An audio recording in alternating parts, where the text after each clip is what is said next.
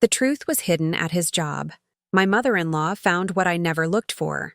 I never went looking for the truth. I was busy living my life, trusting my marriage, believing that if something was wrong, I would feel it. The truth didn't come from me. It came from his workplace, from a place I had never stepped into, and from the last person I expected, my mother-in-law. What she found wasn't loud or dramatic. It was quiet, hidden, and undeniable. A small discovery that unraveled years of lies I didn't even know I was living with. I didn't confront him immediately. I listened. I watched. I let the truth settle. And when everything finally came together, I realized something important. I hadn't lost anything. I had been freed. Sometimes the truth doesn't explode. It simply reveals who was never on your side.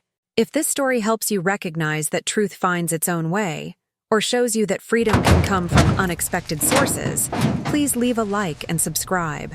There's a particular blindness that comes from trust, a way of moving through your life assuming the foundation beneath you is solid because you've never had reason to test it.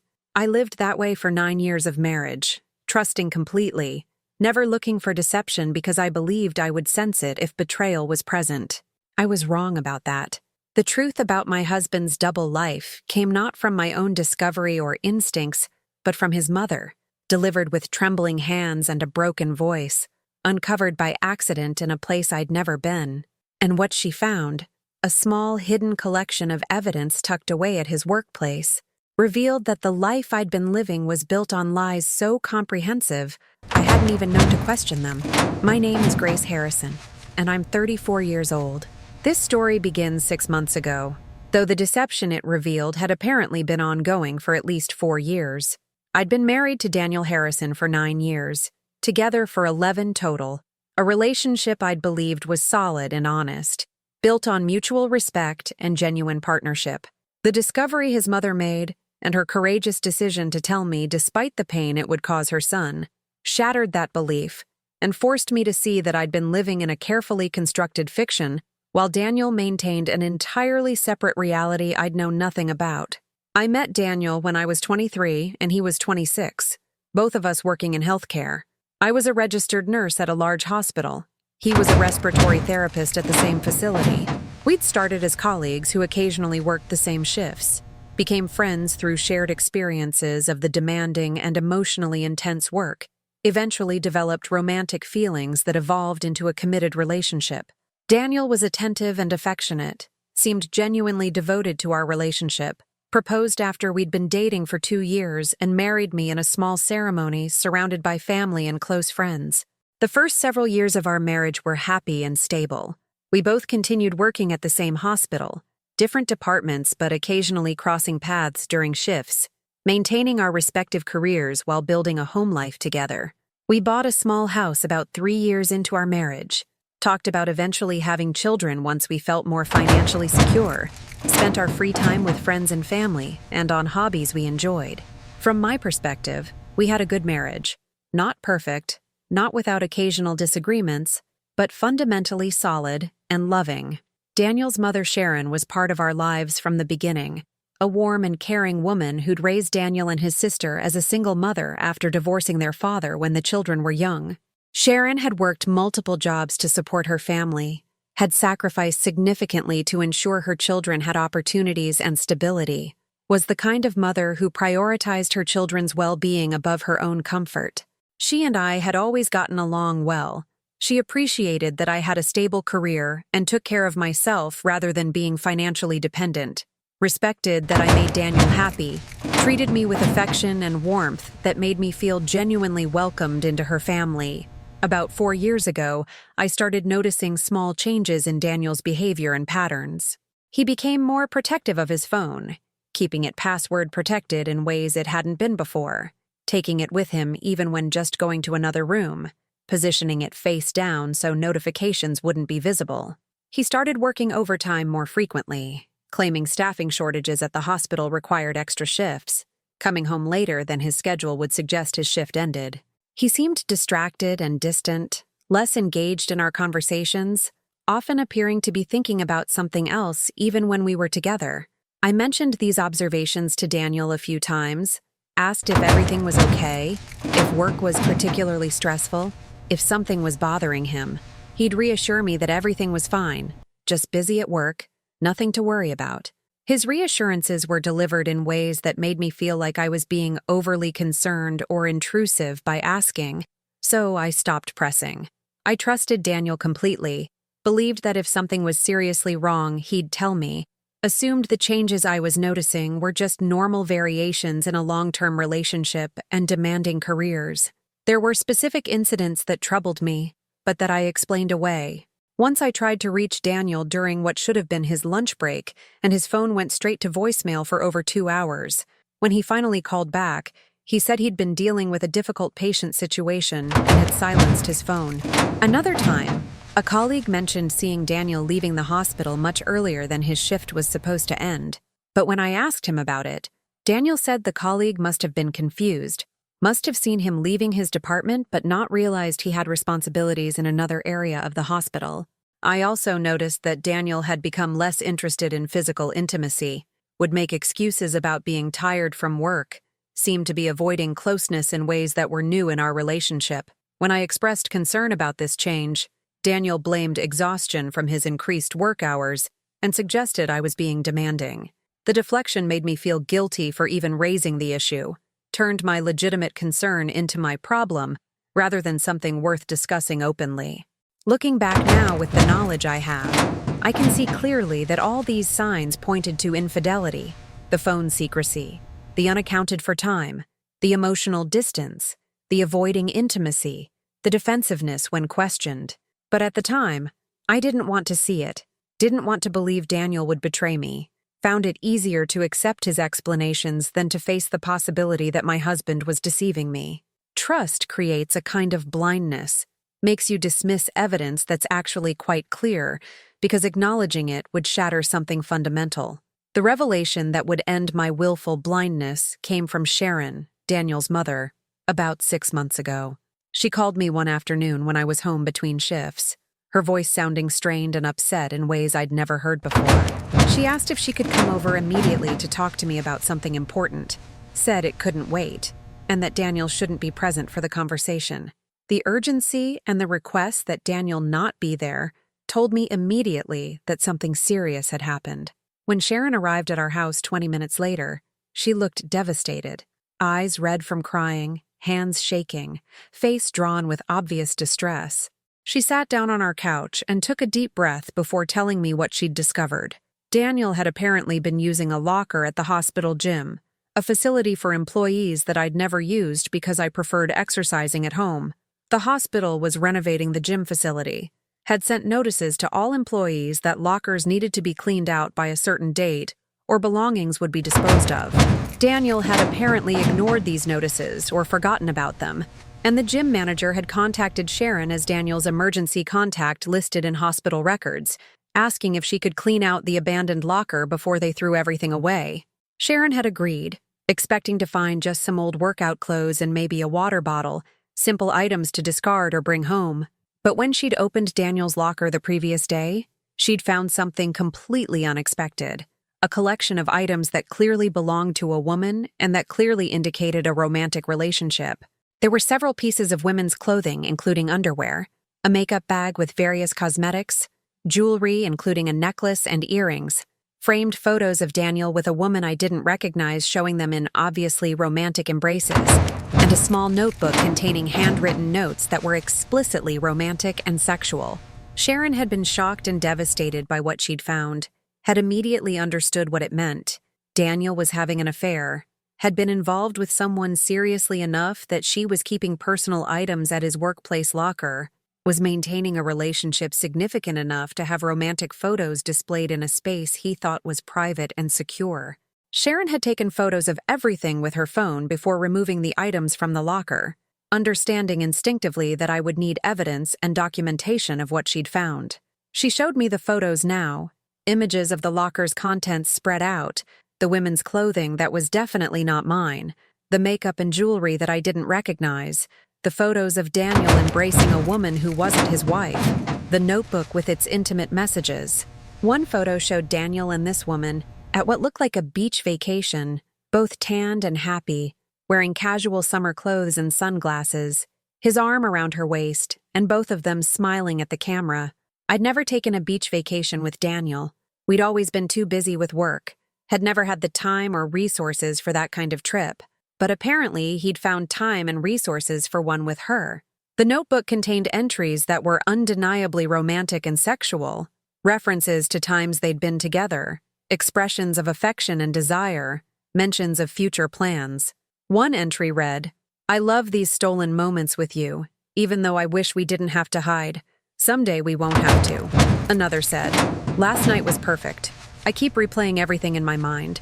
You make me feel things I've never felt before."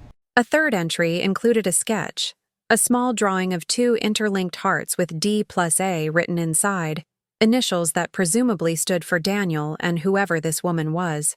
I sat on my couch looking at the photos on Sharon's phone, feeling my understanding of my life and marriage dissolve and reform into something completely different.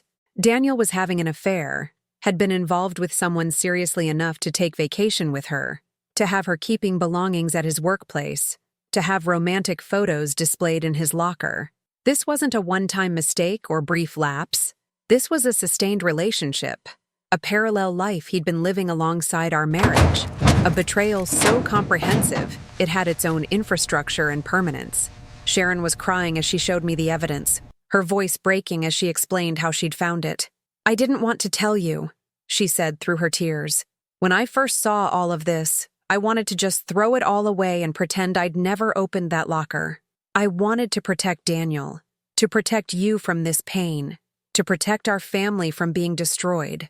But I couldn't do that. You deserve to know the truth. You deserve better than being deceived by my son. Whatever damage this causes to my relationship with Daniel, it's worth it if it means you know what's actually happening." Sharon's decision to tell me, despite her instinct to protect her son, despite knowing it would hurt him and strain their relationship, despite her own pain about what Daniel had been doing, that was an act of profound integrity and courage. Many mothers would have hidden the evidence, would have confronted their son privately and helped him cover up the affair, would have prioritized family loyalty over honesty to a daughter-in-law. But Sharon had stronger principles than that. She believed in truth, believed I deserved to know what was happening in my own marriage, was willing to face Daniel's anger and disappointment to do what was right. We talked for hours that afternoon, Sharon and I, going through everything she'd found and discussing what I wanted to do with the information. She'd brought the actual items from the locker with her, had kept everything rather than leaving it or throwing it away, understanding I might need the physical evidence, not just photos. She also offered to confront Daniel herself, to spare me that pain, but I told her this was something I needed to handle on my own terms and in my own way. After Sharon left, I sat alone in our house examining the evidence more closely. The women's clothing that showed sustained presence and intimacy, the makeup bag that indicated regular use and preparation, the jewelry that looked like gifts, the photos that showed Daniel in moments of obvious happiness with someone else, the notebook that documented feelings and experiences I'd thought he shared only with me. I noticed details Sharon might not have. The necklace in the jewelry was one I'd seen Daniel wearing on a chain around his neck for the past year, claiming it was a good luck charm from his grandmother, though I'd never seen it before. Apparently, it wasn't from his grandmother, but from his mistress, a gift he'd worn openly while lying about its origin. I didn't confront Daniel immediately when he came home from his shift that evening. He arrived around 8, seemed tired but normal, asked about my day, went through his usual routine of shower and then dinner. I acted completely normal, responded to his questions, maintained our regular patterns.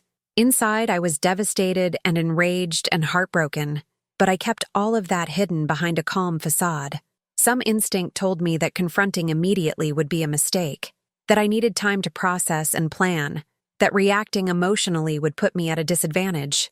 Over the next week, I gathered additional information while pretending everything was normal. I hired a private investigator to document Daniel's current activities and identify who the woman was. The investigator worked quickly, and within days I had comprehensive information about Daniel's affair and his mistress. The woman was named Alicia Chen, 28 years old, working as a nurse in a different department at our hospital. She and Daniel had apparently started their affair about 4 years ago, their relationship beginning when they'd worked together on a special cross-departmental project that required close collaboration. The investigator had documented their current pattern.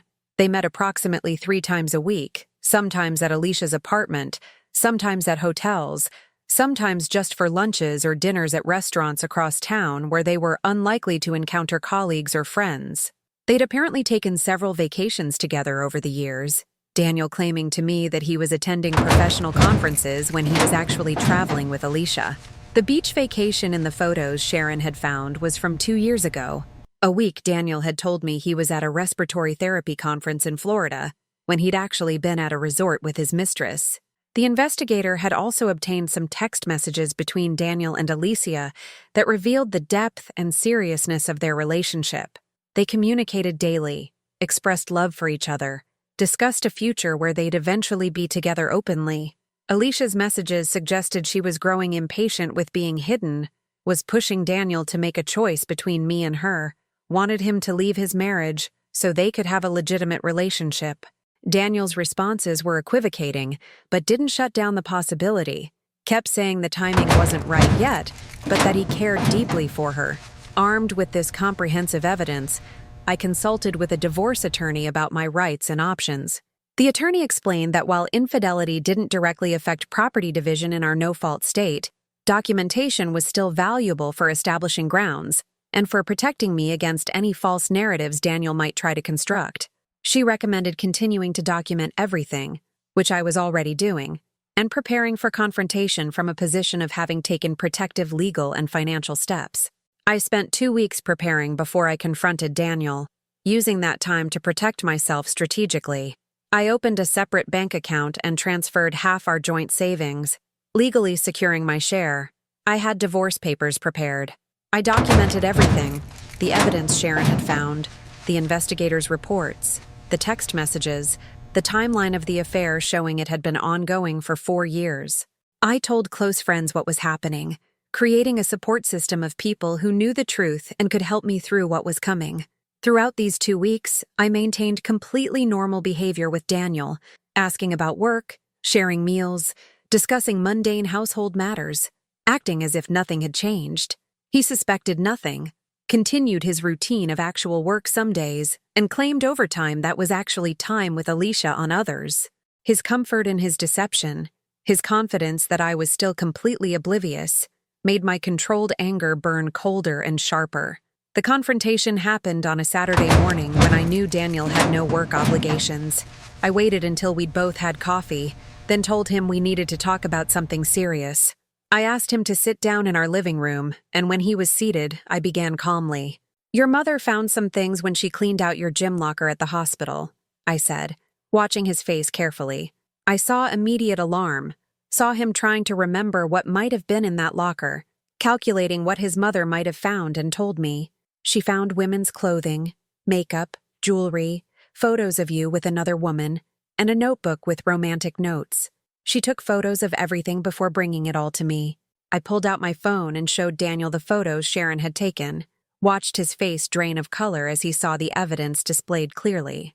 "I've also hired a private investigator who's documented your 4-year affair with Alicia Chen," I continued, my voice steady. "I have surveillance photos of you with her, text messages between you discussing your relationship, evidence of vacations you took together while lying to me about conferences. I have comprehensive documentation of you conducting an affair for 4 years while lying to me every single day." I spread out printed evidence on the coffee table, photos from the investigator, copies of text messages, the items Sharon had removed from his locker. "I've consulted with a divorce attorney and have papers prepared. I've protected our joint assets and documented everything. This marriage is over, Daniel.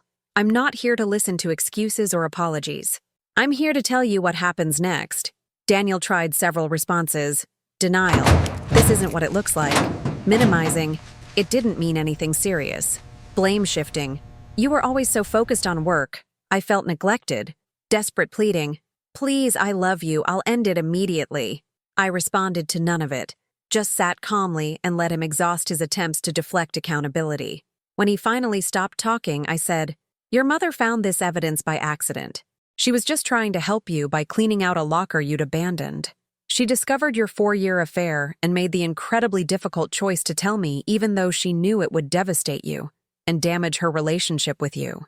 She showed more integrity in that moment than you've shown in 4 years. I'm grateful to her for giving me the truth you've been hiding. You need to move out of this house. Daniel left that day, moved in with a friend initially, and then eventually with Alicia, once the divorce proceedings made the affair fully public. Our marriage ended officially 9 months later, after the divorce finalized.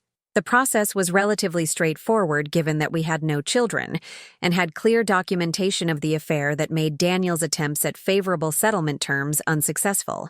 Daniel's relationship with Sharon was severely damaged by her decision to tell me about the affair. He felt betrayed by his mother, couldn't understand why she'd chosen me over him, was angry that she'd exposed his secret rather than protecting him, or at least warning him privately. Sharon stood firm despite his anger, told him she'd done what was right even though it was painful for everyone, said she'd raised him to have better character than he'd shown, and was disappointed in the choices he'd made. Their relationship has slowly improved over the 6 months since the divorce, but it carries strains and damage that didn't exist before, changed permanently by Sharon's choice to prioritize truth over protecting her son. Sharon and I have remained close despite my divorce from her son. She's been supportive throughout the process and afterward, continues to treat me with affection and warmth, has made clear that Daniel's actions don't change how she feels about me. Her decision to tell me about the affair created a bond between us that transcends the dissolved marriage. She showed me what integrity looks like when it's truly tested, demonstrated what it means to do the right thing even when it costs you something precious. Daniel's affair with Alicia didn't survive the transition from secret relationship to public partnership. They stayed together for about 4 months after the divorce, but their relationship deteriorated quickly once it was no longer forbidden and hidden. The foundation of deception and betrayal couldn't support a legitimate relationship, and the guilt and social judgment they faced from hospital colleagues and friends made continuing together increasingly difficult. They broke up mutually, both apparently recognizing that what they'd built on lies couldn't transform into something healthy and sustainable.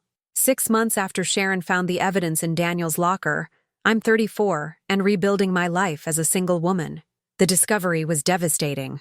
Learning that my husband had been conducting a 4-year affair while I'd trusted him completely, realizing I'd been living in a carefully constructed fiction while he maintained an entire parallel relationship I'd known nothing about. The recovery has been difficult, has required therapy to process the betrayal and to understand how I'd missed signs that seem obvious in retrospect. But I'm grateful the truth came when it did and how it did, that Sharon made the courageous choice to tell me, that I learned before more years of my life were wasted on a marriage built on lies, that I had the discipline to investigate and prepare rather than confronting impulsively. The quiet, methodical way I handled the discovery felt more powerful than drama would have been. By the time I confronted Daniel, I'd already protected myself, already gathered undeniable evidence, already positioned myself strategically for the divorce that would follow. I never went looking for the truth about Daniel's affair. I was busy living what I believed was my life, trusting my marriage, assuming the foundation was solid because I'd never been given clear reason to test it. The truth came not from my investigation, but from his workplace, from a locker I'd never seen in a gym I'd never used, discovered by his mother who was just trying to help him by cleaning up something he'd abandoned and forgotten. What Sharon found was quiet and hidden, but it was undeniable. Physical evidence that couldn't be explained away. Photos and notes and belongings that proved Daniel had been living a double life for years. Her decision to tell me despite the personal cost, despite her love for her son, despite her instinct to protect him from consequences, that act of integrity changed my life and freed me from a marriage I hadn't known was a lie. Sometimes the truth doesn't explode into your life with drama and confrontation. Sometimes it arrives quietly, delivered by unexpected hands, revealing itself through small discoveries in places you've never been. And sometimes that quiet revelation is exactly what you need, not because you were looking for it, but because it finds you anyway, showing you that the life you were living wasn't real and freeing you to build something authentic in its place. My name is Grace Harrison. I'm 34 and divorced after my mother-in-law found evidence of my husband's 4-year affair hidden in his gym locker at work. I never looked for that truth, It found me, delivered by a woman with enough courage to tell me even though it would hurt her son. What she found wasn't loud or dramatic, just quiet evidence of sustained deception. And that evidence, however painful, freed me from a marriage built on lies, and showed me that sometimes the truth reveals itself, not because you sought it, but because someone had the integrity to bring it to light. Thank you for reading. If this story helped you trust truth from unexpected sources, please like and subscribe.